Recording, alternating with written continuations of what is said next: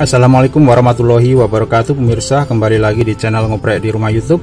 Kali ini saya akan membuat alat adapter untuk mengukur resistansi di bawah 1 ohm. Alat ini berupa seperti ini yang sudah jadinya. Kemudian untuk skemanya dan proses pembuatannya dan juga testing pembuktian apakah bekerja atau tidak alat ini, selanjutnya Anda akan saksikan. Jadi seperti ini untuk LM317 nya, ini pandangan dari depan ya. Kemudian untuk inputnya itu di nomor 3, untuk adjust itu ada di nomor 1. Kemudian untuk nomor 2 adalah out. Kita tandai saja. Nah, dari sini kemudian strum masuk, kemudian minus langsung menuju nanti ke titik untuk pengukuran di sini. LM317 di sini difungsikan sebagai pembatas arus, yaitu caranya dengan memasang sebuah resistor ini langsung, resistor ini kemudian didapatkan out. Nah, seperti ini. Besarnya ini adalah 13 ohm. Kemudian untuk input masuk itu 9 volt DC. Tidak harus 9 volt, tapi nanti akan kita lihat apakah nanti 9 volt ini adalah angka yang mutlak. Maka kita akan buktikan di alat yang akan kita buat nanti. Jadi seperti ini aja. Kemudian di sini untuk titik ini adalah titik pengukuran ini resistansi yang akan kita ukur. Dan dari sini maka kemudian kita ukur nih ke voltmeter kita. Alasan kenapa kita gunakan multimeter digital, karena dia mempunyai resistansi input yang tinggi, alias impedansinya tinggi di sekitar 9 mega ohm ya. Kemudian nanti untuk pengukuran itu kita gunakan skala 200 mV, jadi batasnya 200 mV. Nah, ini 13 ohm, ini resistor yang akan kita ukur ya, resistansi yang akan kita ukur. Jadi anggaplah di sini dikeluarkan nanti sebagai truk ke DUT. Kemudian bagaimana cara membacanya? Maka kalau misalnya sebuah resistor di sini kita pasang 0,47 ya, 0,47 itu kan kecil ya, di bawah 1 ohm ya. Tentunya tidak mampu untuk ini, untuk voltmeter ini untuk mengukurnya. Maka kita pergunakan bantuan dengan cara menggunakan cara pengukuran 4 titik atau yang biasa disebut Kelvin measurement 4 point ya, begitu. Jadi pokoknya kita gunakan LM317 ini sebagai suplai arus konstan sebesar 100 mA. Ini ke sana mengalir arus 100 mA. No matter, tidak memandang berapapun voltnya, seperti itu konsepnya. Tetapi pada lapangannya nanti kita akan buktikan apakah benar di 6 mV masih bekerja. Kita akan buktikan nantinya ya, terhadap hasil dari output. Jadi seperti ini aja konsepnya, sangat mudah. Kemudian kalau tadi saya bilang di sini kita pasang resistor 0,47 ya, maka di skala 200 mV ini 0,47 harus tertulis 047. Kemudian kalau di sini 0,5 bagaimana? Ya di sini tentunya ya 0,5 ohm ya, 0,50 gitu. Ini untuk 50. Kemudian kalau 1 mili ohm bagaimana? Kalau 1 mili ohm tentunya akan terbaca 1 ya, 1000 ya, 1.00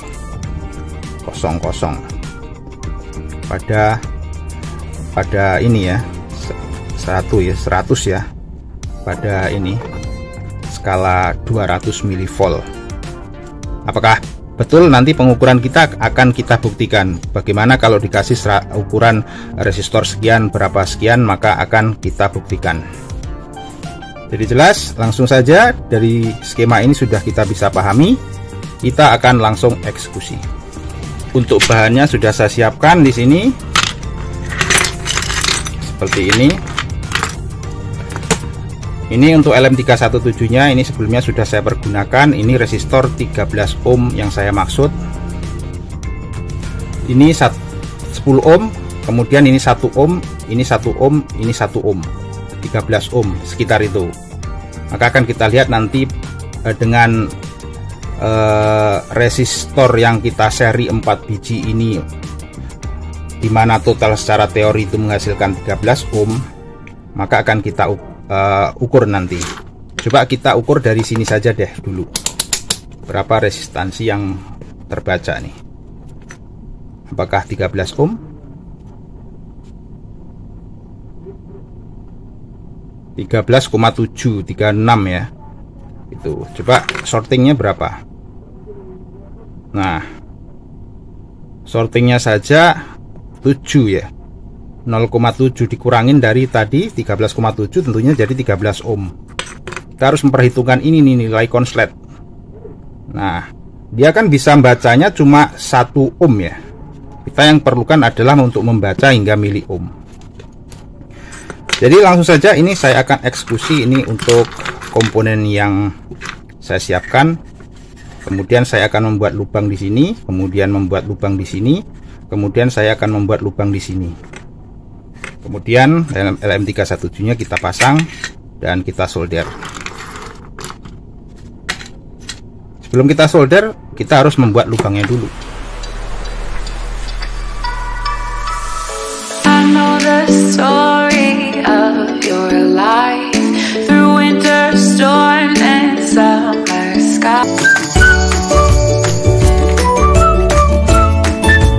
Ya, untuk alatnya sudah jadi ya, dan jadinya seperti ini sudah final.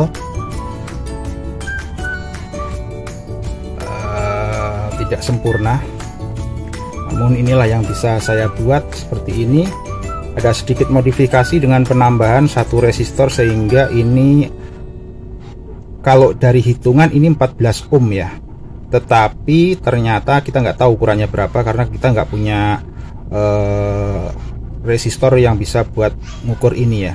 Mungkin kalau punya dua alat ini saya bisa mengukur ini, karena ini sudah di order 1 ohm ya.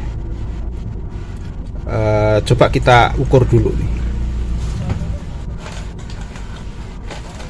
dengan menggunakan ini, bisa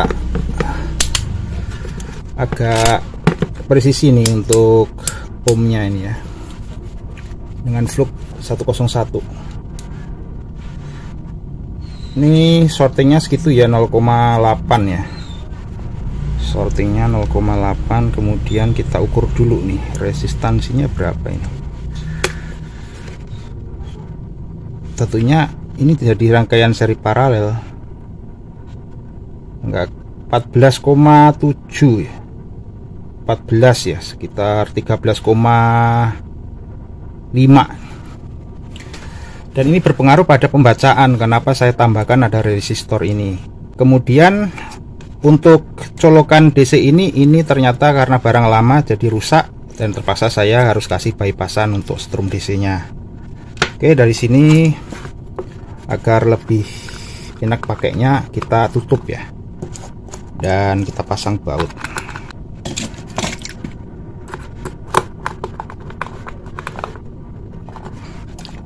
Ini aja satu, dan ini untuk yang tampilan atasnya seperti ini. Dan kenapa saya tulis seperti ini? Ini yang ke DVM, kemudian ini yang ke RX. alias untuk resistor yang akan kita ukur ya. Kemudian dari sini sudah saya siapkan jumper ini. Kalau kabelnya terlalu panjang, maka sepanjang kabel itu akan sangat pengaruh. Jadi ini nanti akan kita lihat untuk sortingnya berapa mili, akan ketahuan. Di sini sudah saya siapkan untuk DVM-nya ini kita posisiin ke volt. Kalau untuk DVM yang auto seperti ini, kita tidak harus memperhatikan RX connect dulu baru colok DVM. Kenapa? Kalau misalkan untuk beban ini kita lepas, untuk RX ini kita lepas, maka tegangan di sini akan melonjak dan tentunya akan membahayakan dari DVM yang tidak auto seperti ini. Jadi nanti akan flicker gitu. Saya nggak tahu ini apakah auto ring atau enggak. Tapi kalau yang auto ring nggak masalah, nanti akan ketahuan nih. Dari sini kemudian power saya masukkan ya. Untuk power ya. Ini power ini sudah saya coba. Ini sekarang di 6 volt, mau 6 sampai turun ke 4 volt hingga 12 volt sama aja. Arusnya tetap gitu, karena untuk LM317 tadi menyediakan konstan current. Oke, dari sini ya. Kalau pada DVM seperti ini. Kemudian ini sudah pada posisi DC auto ring ya. DC auto ring. Dan akan kita baca nih untuk ini colokan ini di sini ya. Ini akan kita baca ini dalam kondisi tanpa ada beban ya, bisa dibaca ya. Ini tegangan di sini jadi 5,7 volt. Nah, tadi kan kalau misalkan di posisi 200 mV untuk DVM murahan, tentunya hal ini bahaya. Gitu. Tapi kalau misalkan ini contohnya ini ya. Kemudian saya sorting untuk ininya, output yang ke tempat colokan buat ngetes. Nah, terbaca itu ya. Dan akan terbaca itu 9 mili ohm. 9 mili ohm ini adalah sorting dari ini ya, sorting dari kabel ini. Tuh turun jadi 8 nih, goyang-goyang dikit ya, itu aja. Harap dimaklumi karena kita bermain di sini di mili ohm ya. Itu jadi harus ada pemakluman terhadap nilai itu segitu. Oke, ini sekarang kita akan lakukan pengukuran ke sebuah resistor. Dan sekarang kita akan mengukur untuk sebuah resistor 0,15 ohm. Terbaca berapa?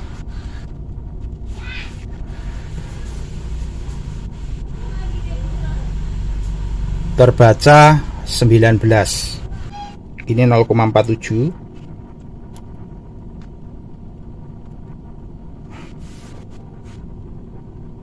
Tuh mendekati ya, 48. Yang 0,5 nih, 0,5 ya. 0,5 kita pasang.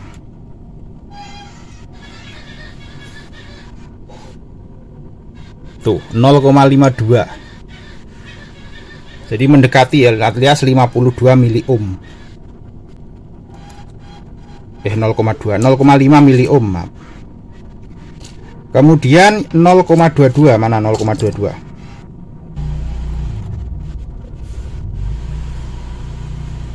Tuh 0,29, 28. Kurangin saja dari 6. 0,2. Pas. Tuh. Ya, kali ini kita akan mengukur dengan menggunakan DVM yang murahan ini. Dan tentunya prosedurnya jangan lupa DVM jangan dikonek dulu ya. Selalu kalau melakukan pengukuran dengan DVM murahan karena tidak auto ring, maka kita sorting dulu. Sorting kemudian baru ini diukur. Sortingnya 0,7 7,8 miliohm. Kemudian kita lakukan pengukuran. Ini 0,7 ya, 47 ya, dikurangin 7 dan ini dikurangin 7 berarti sekitar 49 dikurangi 7 43. 15 kita ukur, terukur berapa? 19 kurangin 7. 19 kurangi 7 12. 19 ya, 19 kurangi 7 berarti 0,15 0,12 ohm atau sekitar itu. Berarti kita sangat dekat-dekat ya. Kemudian ini 0,22 ya, ukur 0,22 25,5 22 0,22 ke 25 sudah close ring sekali. Dan kalau untuk mengukur mili ohm begitu. Jadi metode ini sangat efektif untuk mengukur resistansi di bawah 1 ohm. Jika Anda ingin membuatnya sangat gampang ya. Untuk skemanya tadi di depan sudah saya berikan, dan tinggal diimprovisasi saja seperti yang saya lakukan. Karena pada kenyataannya kalau kita melakukan eksperimen sendiri ya kita harus melakukan improvisasi itu dengan kondisi aktual dan juga kondisi alat-alat dan juga komponen yang kita punya. Ya, terima kasih sudah menyaksikan video ini. Sampai jumpa di kesempatan video berikutnya. Jangan lupa untuk selalu bantu channel ini ya dengan subscribe. Dan terima kasih sudah menyaksikan. Assalamualaikum warahmatullahi wabarakatuh. Salam ngoprek.